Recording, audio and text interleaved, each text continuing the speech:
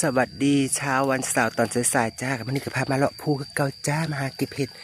มาแล้วจ้ามาแล้วมาเบิ่งเห็ดทานน้ำกัดเดี๋ยวจะเห็ดทานเนี่ยมันนี้จะเห็ดทานจ้าดอกใหญ่ๆเลยจ้าเห็ดทานจ้ามาเบิ่งยังบ่เบิดทำนี่เดี๋ยวจ้ามาเบิ่งจ้ามาเบิ่งอีกจ้ามาเบิ่งจ้าหมดสำนี่แล้วจ้าหาซอยกันเด้อจ้าหาซอยกันจ้าภูใหม่เด้อจ้าเป้าหมายใหม่จ้าวันนี้จ้ามาเห็ดน้ำกันเด้อจ้ามาจะมาหาเห็ดทานน้ำกันจ้าบริเวณป่านี่แหละจ้ามี2 ดอกสำนีบ่จ้ามาเก็บน้ำกันเด้อจ้าเก็บถ่ายอาหารก่อนเด้อจ้าขออนุญาตเก็บก่อนเด้อดอกใหญ่มากเลยจ้าหมาดิกเลยจะมาคนเดียวก็หมานคนเดียวจ้ามาเด้อจ้ามาเก็บน้ำกันจะเห็ดทานง่ายๆเจ้าดอกง่ายๆจ้า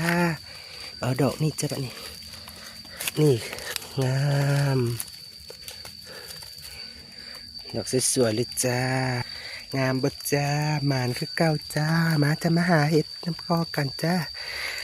เดี๋ยวถ้าพ่อได้สิอัปเดตให้ฟังเบิ่งอีกเลยจ้าไปแล้วจ้า